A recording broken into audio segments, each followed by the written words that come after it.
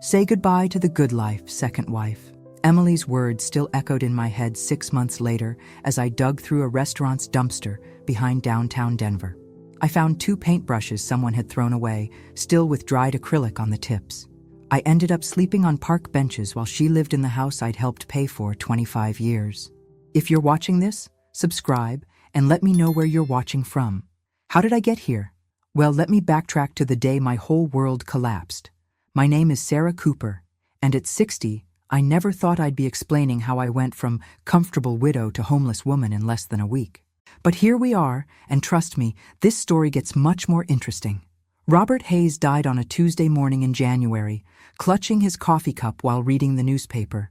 No warning, no goodbye, just gone. We'd been together 25 years, but we never officially married. Why mess with paperwork when we're already committed, he used to say. Turns out, that paperwork would have saved my life. Emily inherited everything. Every single thing. The house where I'd hung my paintings for 2 decades, the bank accounts I'd helped build, even the car I drove to my part-time job at the art supply store. Legally, I was nothing more than a roommate who'd overstayed her welcome. You have 2 weeks, Emily announced at the funeral reception, her voice sweet as honey for the guests, but ice cold for me. Daddy always said this house was mine, and now it legally is. I stood there in my black dress, still holding a sympathy card from someone I barely knew, watching my 36-year-old stepdaughter plan my eviction. 25 years of trying to be her mother, 25 years of birthdays and Christmas mornings and school plays, reduced to a 2-week notice. The worst part? People nodded sympathetically. Emily needs time to grieve, they whispered. It's hard losing your father. Nobody mentioned that I'd lost him too. I packed my clothes, my few pieces of jewelry, and 3 paintings I'd rolled up carefully. Everything else stayed behind. Emily watched me load my ancient Honda with the satisfied smile of someone who'd finally gotten her way. Don't think you can come back, she called from the front porch. I'm changing the locks tomorrow. 6 months later, I was sleeping in my car when it finally broke down for good. $300 in my pocket, nowhere to go, and winter coming fast. That's when I learned that being 60 and homeless in America means being invisible. I'd applied for jobs, but who wants to hire a woman my age with paint under her fingernails? I tried staying in shelters, but the waiting lists were longer than my patience. So I learned to find food in dumpsters and warmth in library reading rooms. The only things I refused to sell were those 3 paintings. Call it stubborn, call it stupid, but they were the last pieces of who I used to be.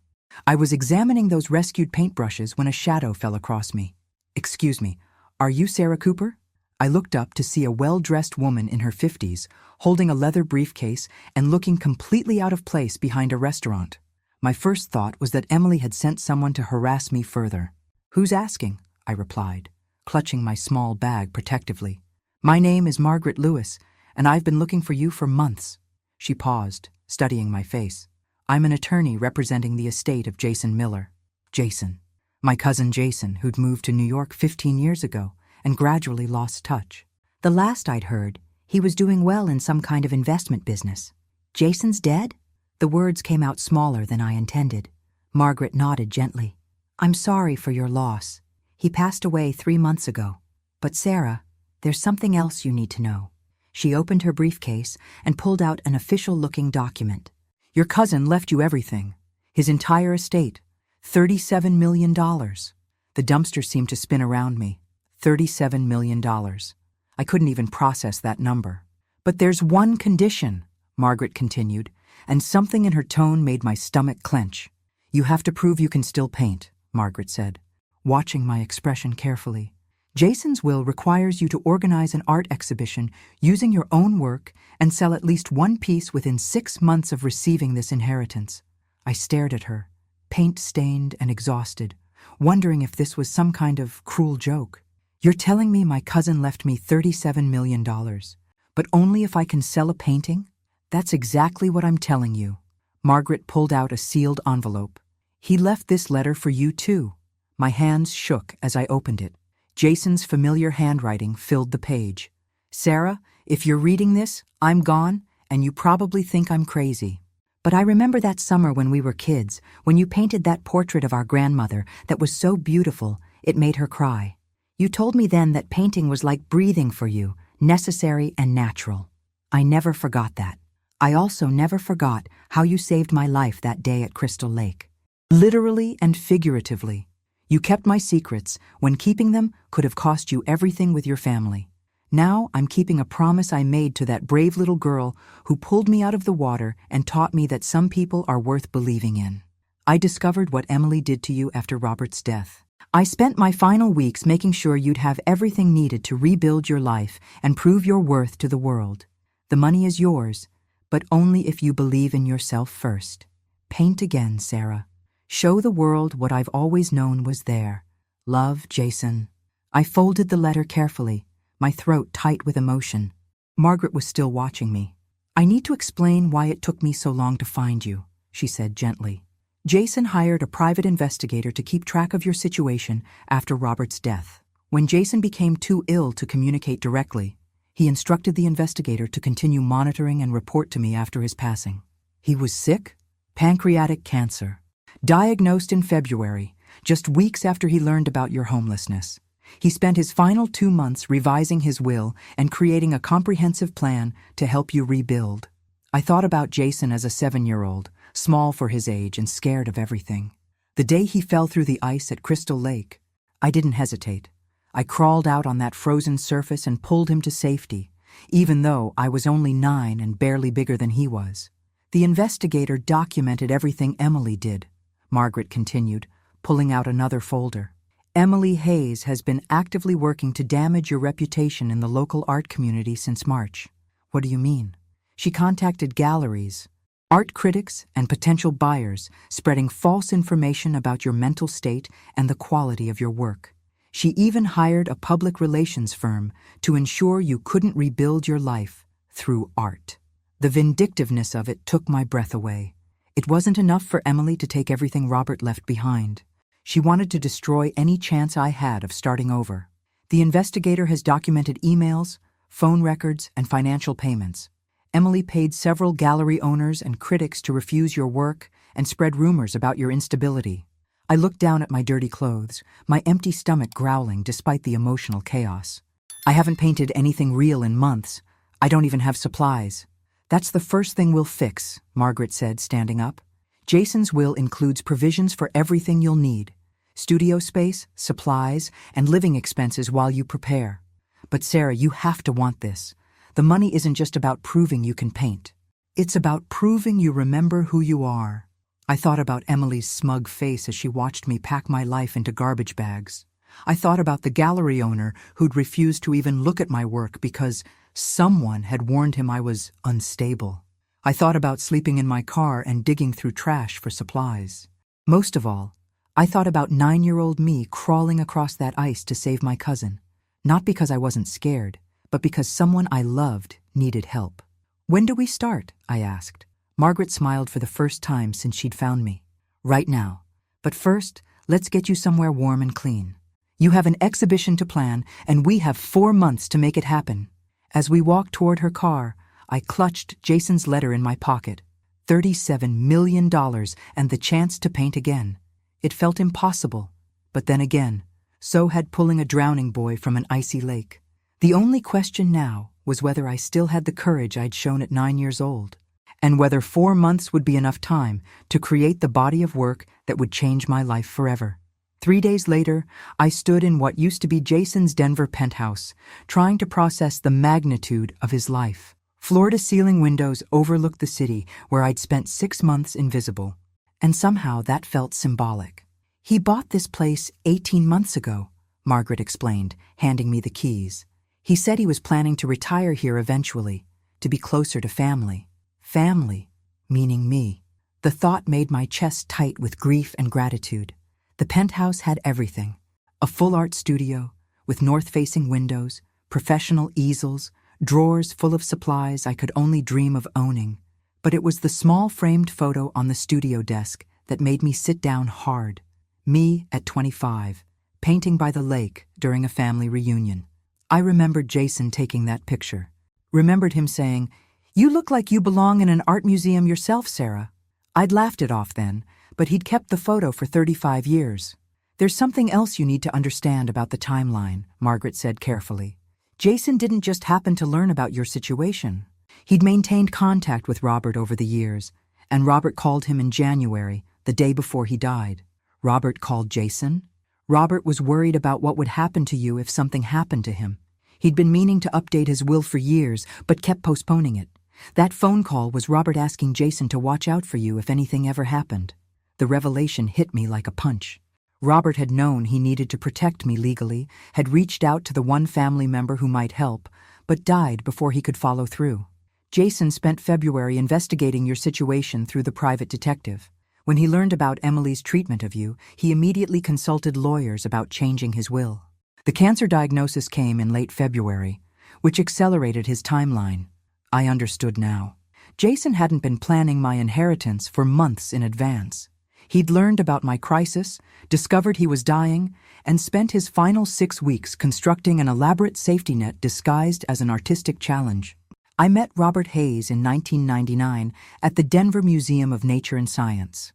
I was 35, working as a part-time art instructor for their children's programs. Robert was a recently widowed engineer with a 10-year-old daughter who'd signed up for my Saturday painting class. Emily seems artistic, I told him after the first session. Watching his daughter carefully arrange her brushes in perfect lines. Her mother was, Robert said quietly. Cancer took her 2 years ago. Emily hasn't. She hasn't been the same. I understood. Grief changes children in ways adults struggle to recognize. Emily was precise, controlled, desperate to make everything perfect because perfection felt safe. For months, I worked with her on Saturdays, watching her create beautiful, technically excellent paintings that somehow felt empty. She had skill, but no joy, talent, but no freedom. She likes you, Robert said one afternoon as we watched Emily pack her supplies with military precision. She tolerates me, I corrected. There's a difference. But Robert was lonely, and I was tired of going home to an empty apartment. When he asked me to dinner, I said yes. When he asked me to move in with him and Emily after 6 months, I said yes to that too. I thought love would be enough. I thought patience and consistency would eventually win Emily over. I thought that by giving up my own small apartment, my independence, my art teaching job to focus on being a homemaker, I was making a noble sacrifice for family. Emily needs stability, Robert would say whenever I suggested family counseling or mentioned Emily's increasing coldness toward me. She's been through enough changes. So I adapted. I learned to cook Robert's favorite meals and iron Emily's school clothes and attend parent-teacher conferences where Emily introduced me as my dad's friend Sarah. I packed away my easels to make room for Emily's growing collection of trophies and awards. I painted in the garage on weekends, small canvases hidden behind storage boxes because Emily complained that the smell of paint gave her headaches. Why do you bother with that hobby stuff? Robert asked once, finding me working on a landscape. You're not going to make money at it, and we have plenty to keep us busy. Hobby stuff. That's what my life's passion had become in his mind. But I stayed. For 25 years, I stayed.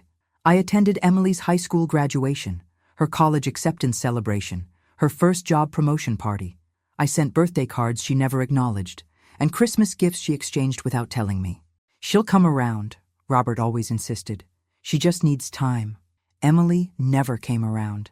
If anything, she grew more subtle in her rejection, more sophisticated in her cruelty. She'd make jokes about Daddy's charity case at family gatherings, always with a sweet smile that made it sound affectionate to outsiders. When she got married at 32, I wasn't invited to help with wedding planning. When she bought her first house, Robert offered to help with the down payment without consulting me. When she had miscarriages, I sent flowers that went unacknowledged. You're trying too hard, Robert would say. Just give her space. But space became distance, and distance became a cold war that lasted my entire adult life. I was the woman who'd taken her mother's place in her father's bed, and nothing I did would ever change that fundamental resentment. The cruelest part? I genuinely loved Emily, even as she grew into a woman who could look right through me at family dinners. I loved the damaged little girl who'd lost her mother and never learned to trust again. Robert called Jason because he was finally ready to confront Emily's behavior, Margaret said gently. But he ran out of time. Standing in Jason's studio, surrounded by supplies worth more than I'd made in years, I finally understood what my cousin had been trying to tell me. The money wasn't just about painting. It was about remembering that I'd had value before Robert, before Emily, before I'd spent decades trying to earn love from people determined not to give it. The question was whether I could find that person again, or if she'd been buried too deep under years of careful compromise. I picked up a brush, feeling its weight in my palm. Tomorrow, I'd start painting again. Tonight, I'd mourn the life I'd lost and the time I'd wasted trying to be someone I was never meant to be. The first painting came back to me like muscle memory, too, even after months of not touching a brush. I started at dawn, working on a canvas that captured the view from my new studio windows. But instead of painting the city as it was, I painted it as I'd seen it from the ground up, from the perspective of someone society had forgotten. It was angry art, raw and honest in a way my garage paintings had never been. This wasn't hobby stuff. This was 35 years of swallowed words and suppressed dreams poured onto canvas. My phone rang while I was mixing colors for the sky. Emily's name on the screen made my stomach clench, but I answered anyway. Well, her voice dripped false sweetness. I hear you've come into some money. Hello, Emily. Don't hello Emily me. I know about the inheritance. I know about your little art project. Did you think I wouldn't find out? I kept painting, adding gray clouds that matched my mood. I didn't think about you at all. Actually? The silence on the other end told me I'd hit my mark. Emily wasn't used to being dismissed so casually. This is pathetic, you know, she continued, recovering her composure. A 60-year-old woman playing artist with her dead cousin's money. How desperate can you get? Desperate enough to succeed, I replied, adding more titanium white to lighten the clouds. Sometimes storms pass faster than you expect. You'll never pull this off. I've made sure of that. Emily's mask was slipping. No gallery in this city will touch your work. No critic will review you positively. I've spent months making sure everyone knows exactly what kind of person you are. I set down my brush and really listened to what she was saying. This wasn't just spite. This was strategic destruction, planned and executed while I was sleeping in my car. What kind of person am I, Emily? Unstable, manipulative, a woman who preys on older men and convinces them to leave her money. Sound familiar? The accusation was so absurd it made me laugh. Preys on older men? I lived with your father for 25 years and got nothing for it because Daddy finally saw through you at the end. Emily's voice turned vicious. He told me he regretted ever letting you move in, said you were suffocating him with your neediness and your desperate little paintings. The words hit like physical blows, designed to hurt and humiliate. But something had changed in me over these past few days. Maybe it was living in Jason's space, surrounded by evidence of his belief in me. Maybe it was holding a brush again and remembering who I used to be. You're lying, I said simply. Am I? Then why didn't he marry you? Why didn't he leave you anything? Why did he call Jason the day before he died asking him to watch out for you? That last detail was new information, and it actually gave me hope rather than pain. Robert had been trying to protect me, had reached out to family for help. Because he knew you'd throw me out, I said, pieces falling into place. He was trying to make sure I'd have somewhere to go when you showed your true colors. I showed him what everyone else could see, Emily said coldly, that you were a leech attached to our family, taking up space and contributing nothing. I contributed everything, I said quietly. I gave up my career, my apartment, my independence, my art. I gave up everything to take care of you and your father. Nobody asked you to. You're right, I said, feeling a strange calm settle over me. Nobody asked me to sacrifice my life for people who would never appreciate it. That was my choice. And it was a mistake. Emily went quiet, perhaps recognizing that her psychological warfare wasn't working as planned. You still can't prove you're an artist, she said finally. You still can't sell a single painting. And when you fail, everyone will know that cousin of yours wasted his money on a delusional old woman. After she hung up, I stood in the studio looking at my half-finished painting. The city spread out below, full of people going about their lives, unaware of the small drama playing out in a penthouse window. Emily was wrong about one thing. Robert had loved me in his way, but he'd loved his daughter more, and he'd been too weak to confront her hatred of me. That weakness had cost us both dearly. But Emily was right about the challenge ahead. I had 3 months to organize an exhibition, create enough quality work to fill it, and somehow sell at least one piece despite her campaign to destroy my reputation. I picked up my brush again and added a shaft of sunlight breaking through the storm clouds. Sometimes you have to paint the hope you want to see, not just the darkness you're living through. The phone rang again. This time, it was Margaret. "I've been making some calls," she said without preamble, "about this reputation damage Emily's been spreading. Would you be interested in fighting back?" "What did you have in mind?" "Jason's will includes provisions for legal action against anyone who attempts to interfere with the inheritance conditions. What Emily's doing could be considered tortious interference." I thought about it, tempted by the idea of legal revenge, but something held me back. "No," I said finally. "I don't want to win this because I sued my way to success. I want to win because my art is good enough to stand on its own. Even if she's rigged the game against you?" I looked at my painting again, at the light breaking through the darkness. Especially then. Emily spent so much energy trying to destroy me that she's forgotten I might actually be worth believing in. And if you're wrong? If her campaign has been too effective?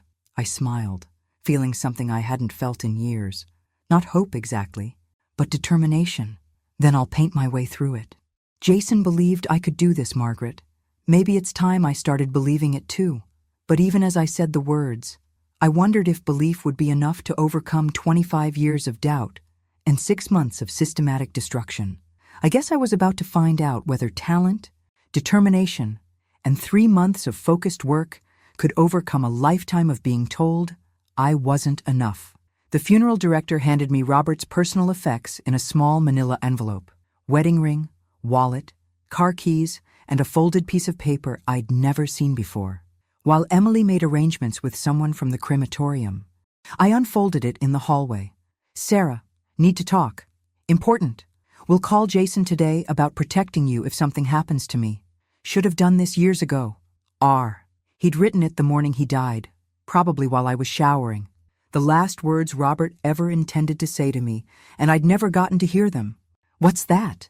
Emily appeared beside me, her eyes fixed on the paper. "Nothing important," I said, folding it quickly. But Emily had inherited her father's sharp eyes. "Let me see it." "Emily, it's private." She snatched it from my hands before I could react, reading quickly. Her face went through several expressions. Confusion, understanding, then something that looked almost like fear. "He was probably going to ask you to move out," she said, but her voice lacked conviction. "Was he?" I asked quietly. "Because that sounds like a conversation about protecting me, not removing me." Emily crumpled the note and shoved it in her purse. "Doesn't matter now. He's gone, and he never made that call." But he had made the call. Margaret had confirmed that Robert contacted Jason the day before he died, asking him to watch out for me. Emily didn't know that yet, but the truth would eventually come to light. The funeral was a blur of casseroles and sympathy cards, and people who barely knew me treating me like a distant relative. Emily played the grieving daughter perfectly, accepting condolences with quiet dignity, while I stood slightly apart, unsure of my role. "I'm so sorry for your loss," people would say to Emily. Then they'd notice me and add awkwardly, "Both of your losses." After everyone left, Emily and I sat in Robert's living room, her living room now, and pretended to sort through sympathy cards. "We need to discuss practical matters," Emily said with the tone of someone who'd been planning this conversation for years. "Such as? Such as your living situation. This house is mine now, Sarah, legally and completely." I'd known this was coming, but hearing it stated so bluntly still stung. "I understand the law, Emily, but I was hoping we could work something out. This has been my home for 25 years, and now it's my home. I'm sorry if that hurts your feelings, but I have my own plans for this place." "What plans?" Emily stood up and walked to the window, her back to me. "I'm selling it. The market's good right now, and I can get top dollar." "Selling?" The word came out strangled. "Emily, this house has so many memories. Your childhood room, the kitchen where your father and I shared so many meals, the garden we planted together. Those aren't my memories," Emily said without turning around. "They're yours. And frankly, I'd prefer not to live surrounded by reminders of a relationship I never approved of." The casual cruelty of it left me speechless. She wasn't just taking the house, she was erasing 25 years of shared history. How long do I have? 2 weeks should be plenty of time to find somewhere else. 2 weeks. At 60 years old, with minimal savings and no job prospects, I had 2 weeks to rebuild my entire life. Emily, please. I know we've had our differences, but I loved your father. I love you, even if you don't believe that. Can't we find some way to work together? Emily turned around then, and the expression on her face was colder than I'd ever seen it. Love? You call what you did love? You moved into our house, took over our kitchen, rearranged our furniture, and slowly pushed me out of my own father's life. I never tried to push you out. Didn't you? Every birthday dinner where you sat in my mother's chair. Every Christmas morning where you opened presents like you belonged there. Every time Daddy chose to spend time with you instead of me. The years of resentment poured out of her like poison from a wound. I realized that in Emily's mind, I hadn't just been the woman who replaced her mother. I'd been the enemy who stole her father's love. Emily, there was room for both of us in Robert's heart. No, there wasn't. And you made sure of that, didn't you? With your cooking and your cleaning and your pathetic attempts to mother me. Well, congratulations, Sarah. You got 25 years of playing house. But the game's over now. I tried one more time. What if I paid rent? I could get a job. Contribute to the household expenses. Emily laughed, but there was no humor in it. With what skills? You haven't worked in 25 years. You have no marketable abilities, no recent experience, no references. Face it, Sarah, you're unemployable. She was right, and we both knew it. I'd sacrificed my career to be Robert's partner and Emily's would-be stepmother. Now those sacrifices had left me with nothing. Your little hobby paintings won't pay the bills either, Emily continued. Nobody wants amateur art from a desperate old woman. That night, I called Jason in New York for the first time in over a year, but the number was disconnected. I tried reaching him through old email addresses, but got no response. I didn't know he was already in the hospital, fighting pancreatic cancer and planning his will revision that would change my life. 2 weeks later, I watched from my car as strangers toured the house I'd called home. Emily had hired a real estate agent who marketed it as a charming family home ready for new memories. As if our memories had never mattered at all. The day I became officially homeless, I drove to every bank in town trying to access Robert's accounts, only to learn that my name wasn't on anything. 25 years of shared life, and legally, I'd never existed. That's when Emily's true strategy became clear. She hadn't just inherited Robert's assets, she'd inherited the power to erase me completely. No legal standing, no financial resources, no family support, and soon, no reputation in the only community where I might have rebuilt through art. I spent my first night in my car, parked outside the Denver Art Museum, staring at a building where I'd once felt at home, wondering how I'd become so invisible that my own stepdaughter could destroy my life without consequence. But I held on to those 3 paintings, rolled up in the back seat, because they were proof that I'd once been someone worth remembering, even if I was the only one who remembered. 4 months into my life on the streets, I discovered exactly how thorough Emily's destruction campaign had been. I'd finally worked up the courage to approach the Morrison Gallery with a portfolio of my work, paintings I'd hidden in a storage unit I could barely afford. Sarah Cooper? The gallery director, a thin man in his 40s, looked at me with obvious distaste. I'm afraid that won't be possible. You haven't even looked at my work. I don't need to. I've been informed by several reliable sources that your pieces are derivative and technically poor.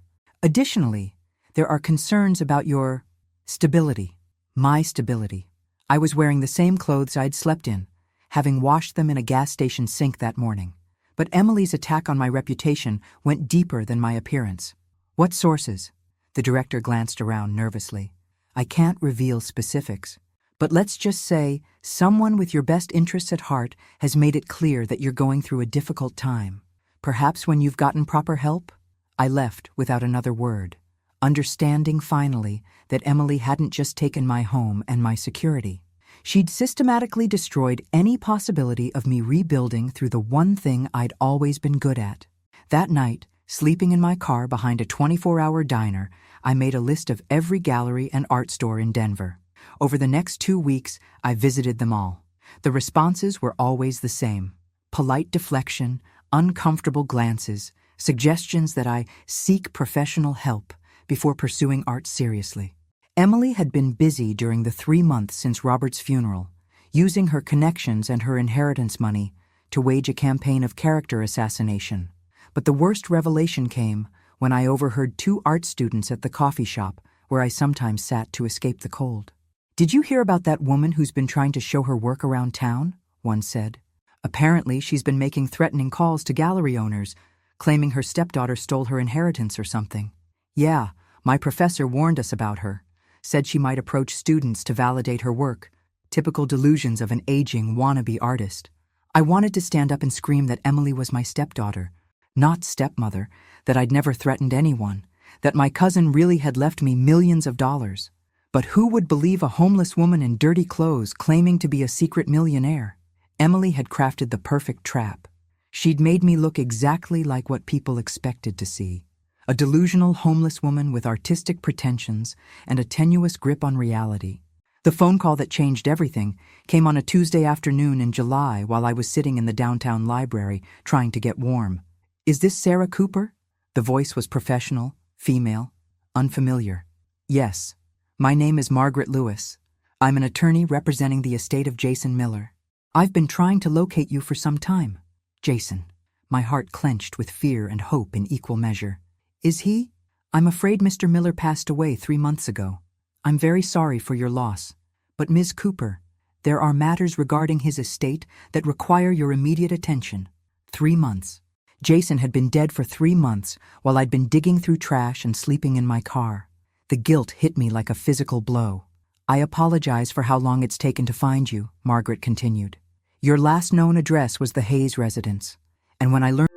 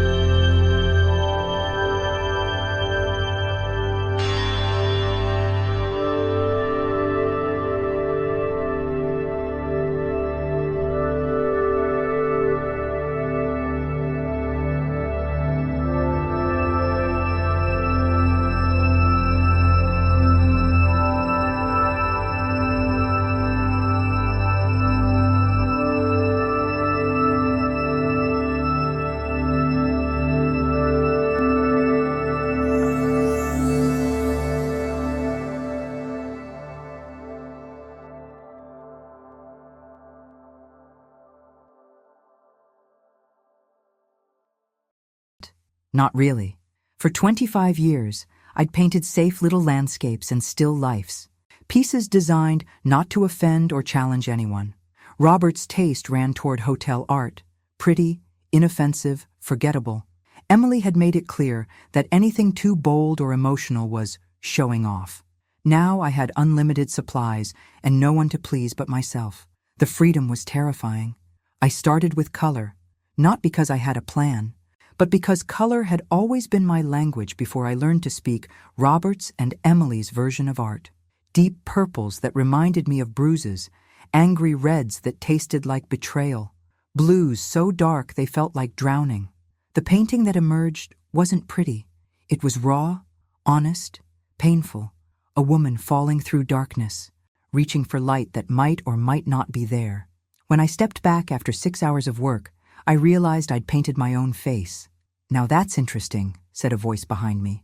I spun around to find Margaret standing in the studio doorway, studying my work with professional interest. "I'm sorry for startling you," she said. "I called, but you didn't answer. I wanted to check on your progress and share some updates from Jason's investigator."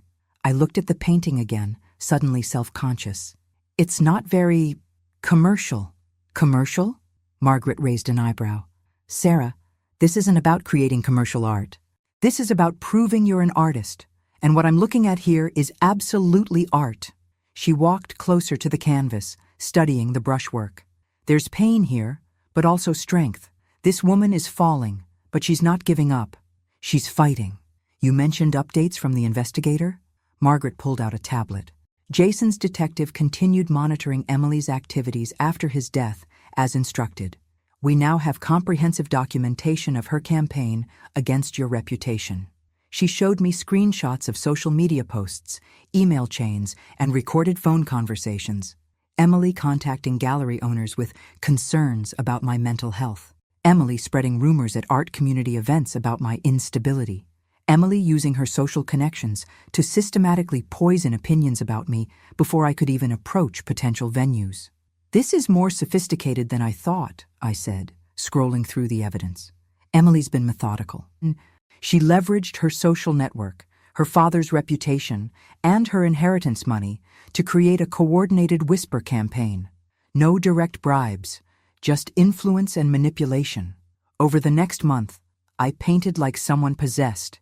Each canvas became a chapter in my story of survival. I painted my hands digging through garbage, elevated to something almost sacred by the quality of light and the dignity I gave the gesture. I painted Emily's face, but transformed it into a study of how beauty can mask cruelty. I painted Jason as a child, pulling him from that icy lake, but made it symbolic. One person saving another from drowning in more than just water. "These are extraordinary," Margaret said during her weekly visit. "But Sarah, you'll need at least 12 pieces for a proper exhibition, and we need to solve the gallery problem. Every gallery in Denver has been told I'm unstable." Emily's been very thorough. Margaret smiled, and there was something almost predatory in her expression. "That's where Jason's planning gets interesting. He didn't just leave you money for supplies. He researched alternative exhibition strategies." She pulled out another folder. "The Rossetti Arts Collective. Isabella Rossetti has been running independent galleries for 30 years. She's known for giving chances to overlooked artists. And she hasn't been influenced by Emily's campaign because she operates outside the traditional Denver art establishment." I felt a flutter of hope. "You think she'd be interested?" "I think she'd be very interested in an artist with a compelling story and undeniable talent. Jason left specific instructions about approaching her when you had enough work to show." The irony was perfect. While Emily had been poisoning the established art world against me, Jason had been researching the independent scene where reputation mattered less than talent. "When should we contact her?" "Give yourself 2 more months to complete the series. You need at least 12 strong pieces to make a real impact."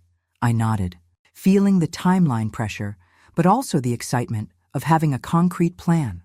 Emily had tried to destroy my reputation in the traditional art world, but there were other paths to success.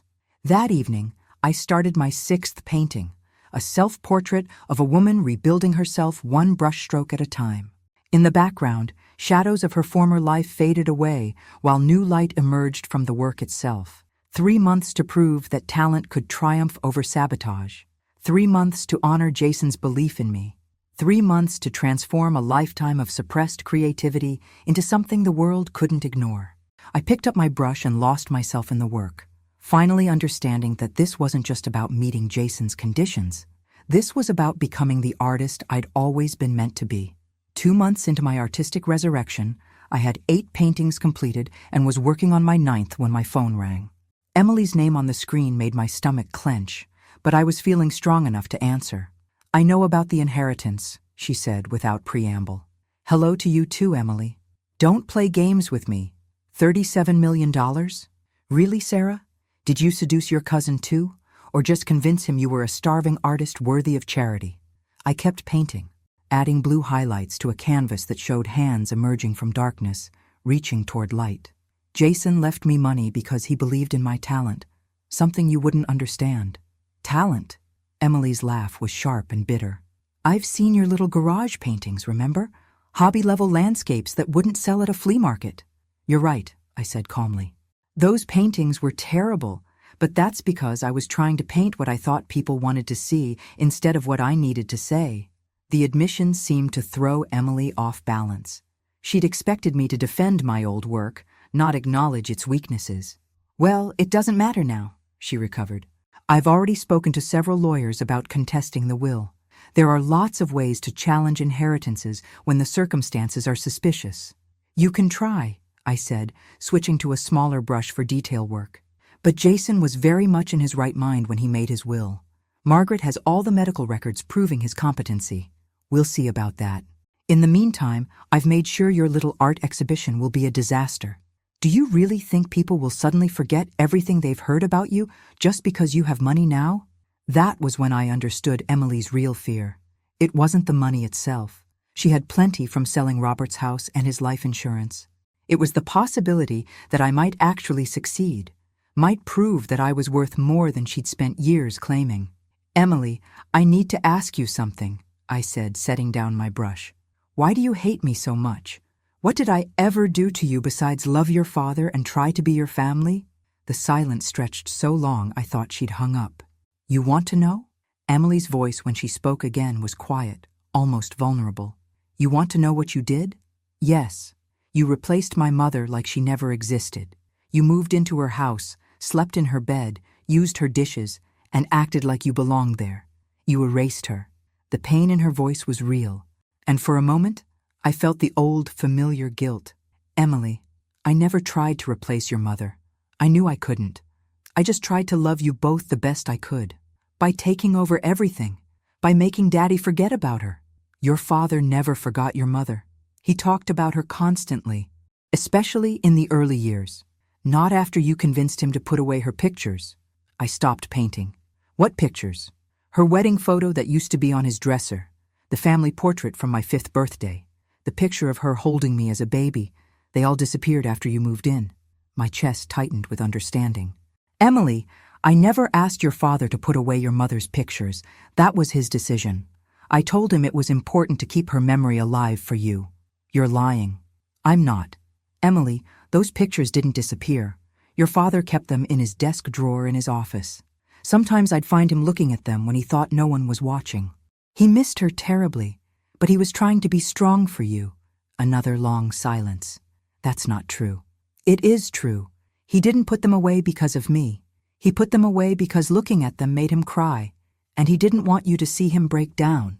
I could hear Emily breathing on the other end of the line, processing this information that challenged 25 years of resentment. "If that's true, then why didn't you tell me?" "Because you were 10 years old and grieving, and your father asked me not to. He was afraid it would make you worry about him too. So you let me think you'd made him forget her. I let you think whatever you needed to think to feel safe. Emily, I was never your enemy. I was just a woman who loved your father and wanted to help take care of his daughter." Emily was crying now, quiet sobs that broke my heart. "I wasted so much time hating you. You were protecting your mother's memory. That's not hate, Emily, that's love. But I hurt you. I threw you out when Daddy died. I spent months poisoning people against you. I tried to destroy any chance you had of rebuilding your life. Yes, you did. And you're not going to forgive me, are you? I thought about that question while looking at my paintings, all the anger and pain and determination I'd poured onto canvas over the past 2 months. Emily, forgiveness isn't about pretending the hurt didn't happen. It's about deciding not to let that hurt define the rest of your life. What does that mean? It means I understand why you did what you did, and I hope someday you'll understand why I have to succeed anyway. After Emily hung up, I stood in the studio surrounded by my work, feeling something shift inside me. The paintings were no longer just about proving my talent or claiming my inheritance. They were about proving that people could survive the worst kinds of betrayal and still choose to create something beautiful. I picked up my brush and started a new canvas, a portrait of a young girl holding a photograph of her mother, while an older woman watched from the shadows, not with jealousy, but with protective love. Some stories needed to be told truthfully, even when the truth was complicated. But later that evening, Margaret called with concerning news. "Emily's hired Jonathan Crawford," she said grimly. "Who's Jonathan Crawford?" "One of the best inheritance attorneys in Colorado. He's expensive, which suggests Emily is serious about this challenge." Suddenly, my 3 months of painting felt like borrowed time that might be running out faster than I'd thought. 6 weeks before my planned exhibition opening, everything started falling apart. The first sign of trouble came when Margaret called with an update from the legal front. "Crawford's filed preliminary motions questioning Jason's mental competency," she said grimly. "He's claiming that leaving such a large inheritance to a distant relative with specific artistic conditions suggests diminished capacity. Can he prove that? He doesn't need to prove it. He just needs to create enough doubt to delay the inheritance distribution. And Sarah, if the courts freeze the assets before you meet the exhibition requirement, I forfeit everything." I sank into a chair in Jason's studio, surrounded by 10 completed paintings that might become meaningless if Emily's legal strategy succeeded. Crawford's strategy is delay tactics. He's betting that you can't meet the 6-month deadline if he ties up the inheritance in court proceedings. I looked at my paintings, thinking about all the work, all the emotional excavation, all the hope I'd poured into them. How long could this legal challenge take? Months, possibly years if Emily's willing to keep paying legal fees. That afternoon, I called Isabella Rossetti at the Arts Collective, hoping to accelerate my timeline. "Ms. Cooper," Isabella's warm voice came through the phone. "Margaret Lewis spoke to me about your work. I'd very much like to see what you've created. I have 10 pieces completed, but I was hoping to finish 12 before approaching galleries. 10 strong pieces are better than 12 mediocre ones. Would you be available to show me your work tomorrow?" The Rossetti Arts Collective occupied a converted warehouse in Denver's emerging arts district. Isabella Rossetti turned out to be a sophisticated woman in her 60s with silver hair and eyes that missed nothing. "Show me," she said simply, after the introductions were over. I'd brought slides of all 10 paintings, my hands shaking slightly as I set up the projector. Isabella studied each image in silence, occasionally asking me to go back to a previous piece or hold on a particular detail. When I finished, she sat quietly for a long moment. "These are not the paintings of someone who's mentally unstable," she said finally. "These are the paintings of someone who's been through hell and decided to document the journey with unflinching honesty. Does that mean? It means I want to offer you a solo exhibition in my main gallery space. But Sarah, I need to be honest about something. I've heard the rumors about your mental state, your instability, your supposed delusions about inherited money." My heart sank. Even Isabella had been influenced by Emily's campaign. "But I've also seen your paintings," she continued, "and great art doesn't lie. Whatever your circumstances, whatever your personal struggles, you've created something powerful here. That's what matters in my gallery." We spent the next hour discussing logistics. Isabella wanted to schedule the opening for 5 weeks from that day, giving me time to complete 2 more pieces to round out the series. "There is one condition," she said as we finalized the arrangements. "I want you to include a piece about the experience of being homeless. Not as exploitation, but as testimony. The art world needs to see what happens when we dismiss people based on their circumstances rather than their talent." That evening, I started my 11th painting, a self-portrait of a woman digging through garbage, but painted with the same reverence and dignity that classical artists brought to religious subjects. The piece asked a simple question: What makes one person's struggle worthy of art and another's worthy only of scorn? I was adding final details when Margaret called with more legal updates. Crawford's getting more aggressive. He's filed for an emergency hearing to freeze all inheritance assets pending a full competency investigation. When? 2 weeks from now. Sarah, if he succeeds, you won't legally be able to access any of Jason's money, including what you've already spent on supplies and living expenses. What does that mean? It means you could be charged with spending money from a fraudulent inheritance. You'd be in legal jeopardy just for living in Jason's penthouse. I looked around the studio that had become my salvation, at the supplies that had made my artistic resurrection possible. Emily wasn't just trying to take away my future. She was trying to criminalize my present. There's something else, Margaret continued. Crawford's investigator has been asking questions around town about your relationship with Jason. They're trying to build a case that you somehow manipulated him into changing his will. But Jason and I barely spoke for years before he died. That's what makes their case weak. But they're suggesting that your desperate circumstances somehow influenced his decision-making, that he felt guilty about your situation and made an irrational financial decision. I thought about Jason's letter, about his promise to watch out for me, about his knowledge of Emily's sabotage campaign.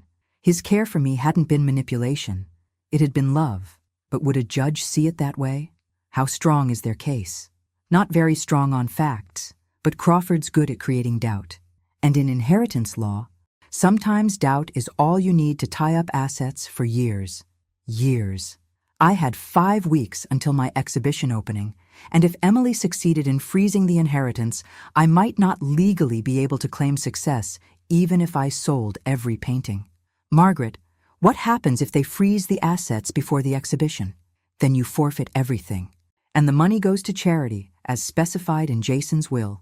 I hung up and stared at my paintings, thinking about Emily's strategy.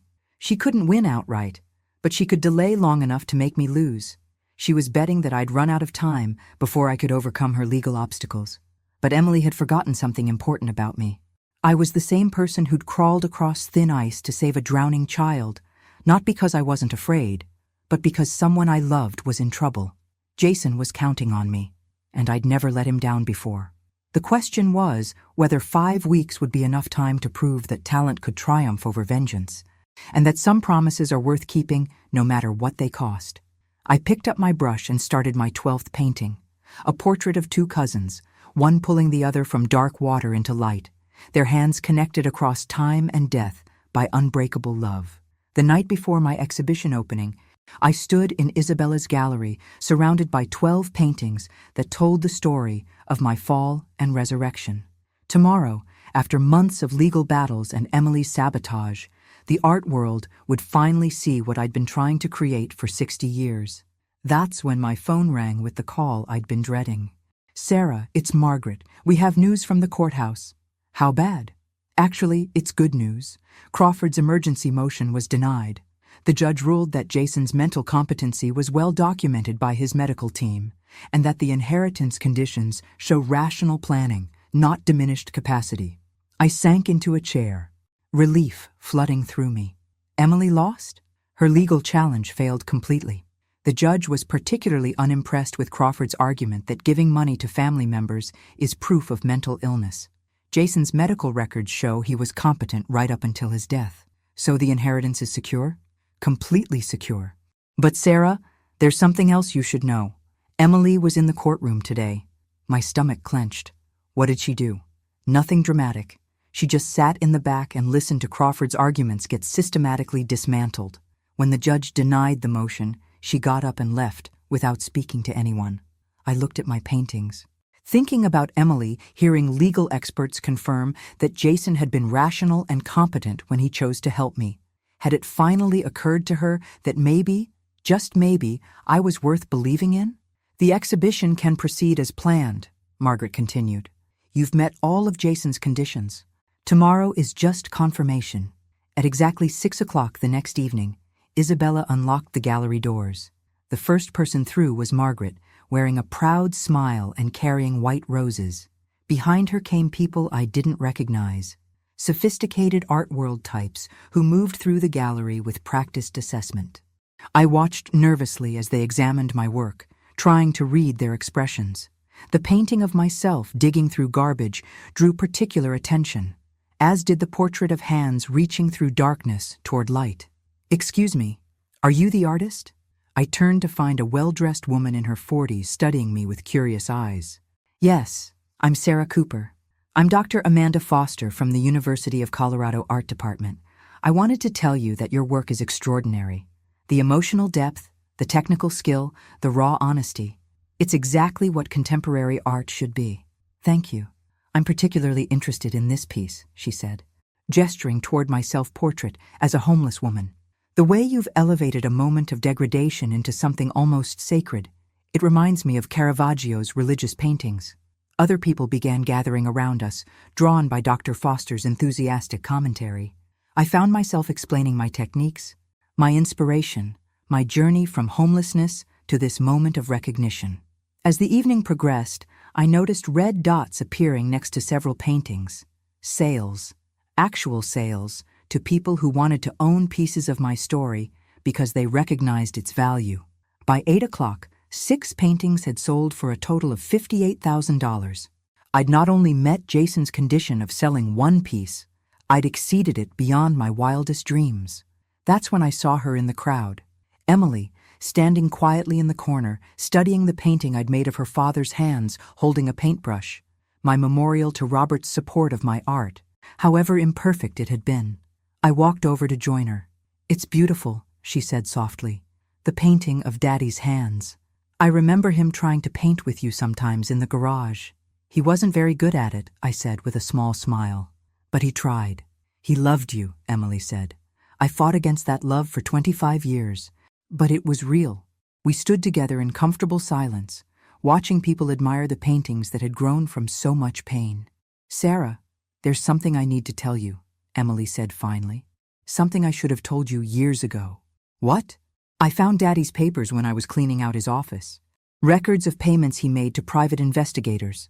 For 10 years, from 2010 to 2020, he hired people to keep track of Jason in New York." I stared at her. "Why would he do that?" "Because you missed Jason. Because you used to wonder aloud what had happened to him. Whether he was safe, whether he was happy. Daddy hired investigators to make sure Jason was okay, because he knew you worried."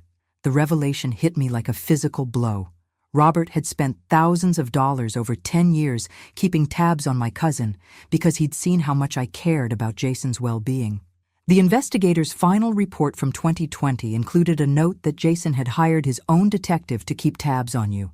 You'd both been watching out for each other through intermediaries for years without knowing it. The beautiful symmetry of it made my eyes fill with tears. Jason and I, loving each other across distance and silence, both too proud to reach out directly, but too caring to let go completely. "There's more," Emily continued. "The investigators' reports show that Jason contacted his estate lawyer the day after Daddy called him in January. He'd been planning the inheritance conditions for months, Sarah, but only after he learned about your situation. He knew I'd need help. He knew you'd need more than money. He knew you'd need a reason to believe in yourself again." Emily wiped her eyes with the back of her hand. "The exhibition requirement wasn't about proving you could paint. It was about giving you permission to be the artist you'd always been." At 9 o'clock, Isabella announced the final sales tally. 8 of my 12 paintings had sold for a total of $76,000.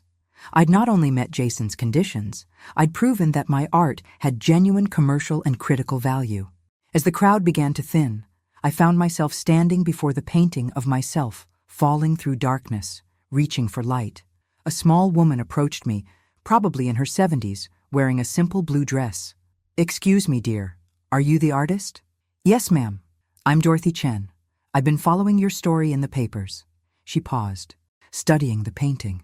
"I lost my home last year when my family decided I needed assisted care. I've been feeling like my life was over." She pointed to the reaching hand in my painting. "But looking at this, seeing what you've accomplished after losing everything, it gives me hope that maybe my story isn't finished either." Dorothy Chen bought the painting of myself, falling toward light. And as I watched her sign the purchase agreement, I realized I'd finally understood Jason's true gift to me. The inheritance was just confirmation of what Jason had always known. Some people are worth believing in, especially when they've forgotten how to believe in themselves. 6 months after my exhibition opening, I stood in the conference room of what would soon become the Jason Miller Foundation for Displaced Artists. The space buzzed with contractors installing new lighting and art supplies arriving by the box. The inheritance had been officially transferred, all legal challenges resolved. Emily had withdrawn her contest completely after seeing my exhibition's success, finally understanding that Jason's faith in me had been justified. But the real victory wasn't the money, or even the artistic recognition. It was the letter I'd received 3 days after the gallery opening, forwarded by Margaret from Emily's lawyer. "Sarah," it began, "I've spent the last week thinking about our conversation at your exhibition, about the painting of Daddy's hands, about everything I learned from the court case about Jason's careful planning to help you. I realize now that I've been fighting the wrong battle for 25 years. I wasn't protecting my mother's memory by hating you, I was dishonoring it.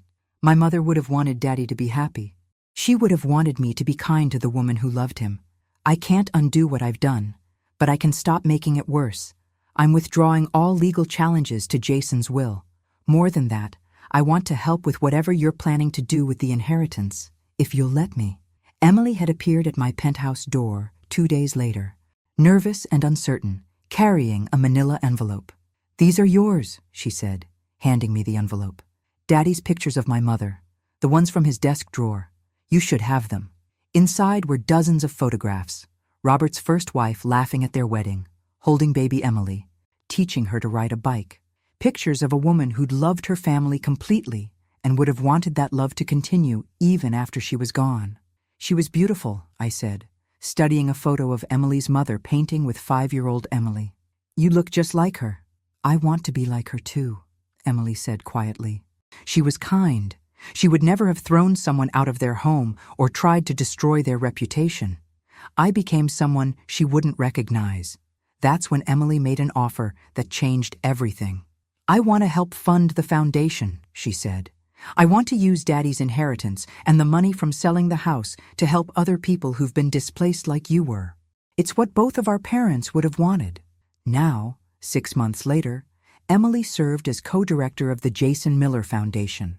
She'd proven to be as methodical in helping people as she'd once been in trying to destroy me.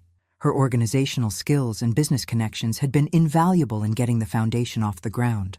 "The first cohort of artists arrives next week," Emily said, reviewing applications at the conference table. 12 people who've lost housing due to family disputes, medical bills, or economic hardship. Each will get a fully equipped studio space and 6 months of support to rebuild their artistic practice. I looked through the applications. A 70-year-old sculptor whose children had forced him into assisted living against his will. A painter who'd lost her apartment after her husband's medical bills consumed their savings. A photographer whose family had disowned him for being gay. "All of them remind me of someone," I said with a smile. "They remind me of all of us," Emily replied. "People who lost their support systems, but never lost their talent." The foundation's main studio space occupied the entire ground floor of a converted warehouse. 12 individual work areas, each equipped with professional supplies, surrounded a central common area where artists could collaborate and support each other. "The most important thing," I told each new cohort, "is that this isn't charity. This is recognition. You're here because you're artists who deserve space and support to create. The displacement that brought you here doesn't define your worth. Your art does." Margaret had helped structure the foundation to be sustainable. The inheritance income, combined with Emily's contributions and growing private donations, would allow us to help 48 artists per year indefinitely. But the true measure of success wasn't in numbers. It was in the art being created. Marcus, the 70-year-old sculptor, had spent his first month creating pieces about dignity in aging that challenged everything society believed about elderly worth. Sarah J., the painter dealing with medical debt, had channeled her anger at the healthcare system into canvases that made viewers feel the desperation of choosing between medication and rent. "You've given them more than studio space," Isabella Rossetti told me during a visit to the foundation. "You've given them permission to turn their pain into power." My own art had continued evolving. The paintings from my original exhibition now hung in galleries across Colorado, with a traveling show scheduled for next year. But the work I was most proud of was newer. Paintings that documented not just survival, but transformation. Art that showed what happened when people believed in each other's potential for resurrection. On the first anniversary of Jason's death, I stood in his old penthouse, now the Foundation's administrative offices, holding his final letter. "Some people are worth believing in," I read aloud to the empty room, "especially when they've forgotten how to believe in themselves." Jason had saved my life twice, once from that icy lake when we were children, and once from the deeper drowning of despair and purposelessness. Both times he'd done it not because I'd asked for help, but because he'd seen something in me worth preserving. Now the Foundation was doing the same thing for others, seeing potential where society saw problems, recognizing talent where families saw burdens, offering hope where the world offered dismissal. That evening, I called Emily to confirm plans for the next day's Foundation board meeting. "Any regrets?" I asked her. A question that had become our ritual check-in. "Only that it took me so long to realize that love isn't finite," she replied.